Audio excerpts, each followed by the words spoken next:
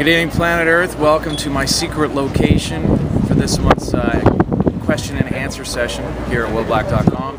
I'm Will Black. Honored to be here. This is the first time I've done this. If you can't figure it out already, I'm in San Francisco. Across the bay from me is Alcatraz, which I'm going to be taking a little boat out to later this afternoon. Thought I'd take a moment to answer your questions. So here we go. Let's give it a shot.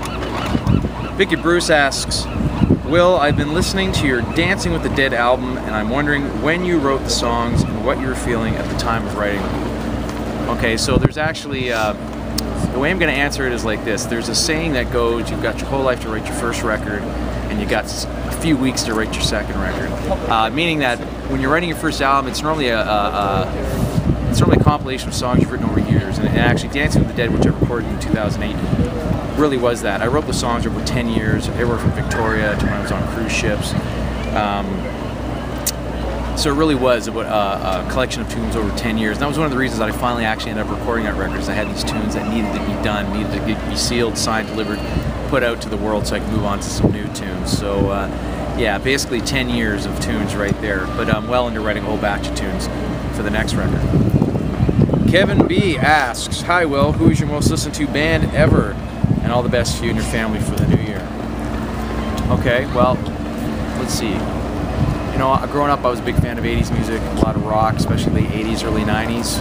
So I grew up listening to a lot of Bon Jovi, Bruce Springsteen, John Mellencamp. There's a lot of my influences I think you actually hear in the music I record as well. These days, really big fan of Kings of Leon, great band. So that's pretty much what I'm listening to on the rock end of things. But I listen to all sorts of music, to be honest. A lot of independent music now in regards to the Blinding Heights podcast, which I host and produce. Always listening to new independent rock and pop. So that's actually what I'm really into right now, listening to a lot of new stuff. A lot of independent and unsigned artists. I got a question all the way from Sweden. Malin in Sweden asks, how did you get to know Ryan Roxy? Ryan Roxy was a guest on the podcast, Blinding Heights, about a year ago. Malin asks, listen to your music on YouTube and your podcast, and I must say you have a friend and a fan all the way from Sweden. Glad we got in touch through Ryan Roxy. Ryan actually, I actually got turned on to Ryan through the audition I did with Velvet Revolver, because Ryan actually played on Slash's, one of Slash's solo records. Slash from Guns N' Roses, also a member of Velvet Revolver.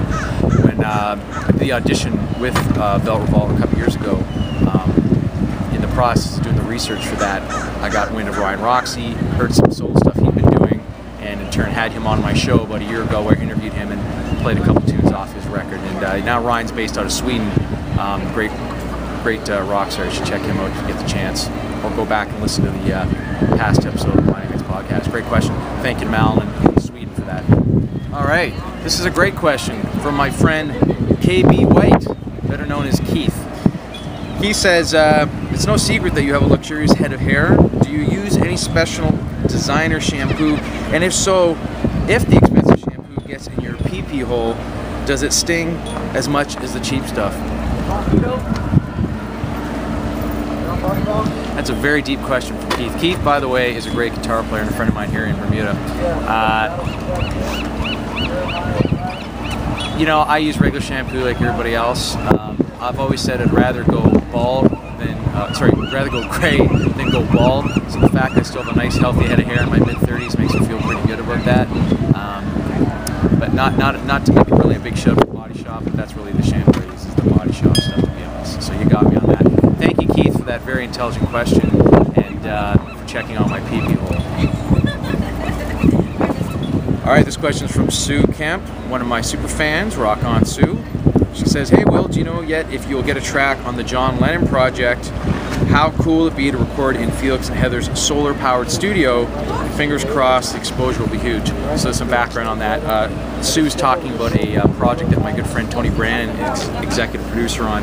It's a John Lennon tribute project based on Bermudian performers performing John Lennon songs in honor of the John Lennon album he wrote in Bermuda a few months before he died. That project is ongoing. I auditioned for it. I actually auditioned a song called Instant Karma, which was a kind of one of John's rockier tunes, which always works best for me anyway. So yeah, we're going to be finding more about that come June. The other question that she had mentioned, Solar Studio with Felix and Heather, she's referring to Heather Nova, who is actually going to be on the record doing, I believe, Norwegian Wood.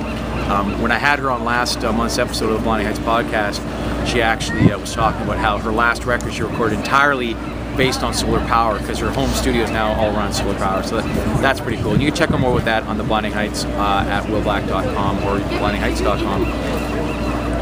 And that's it for this month's questions and answers. Hey guys, thanks. You can post any questions you like online anytime. And I'm going to head off to Alcatraz, get thrown in the cells. Check it out. Cheers, rock on.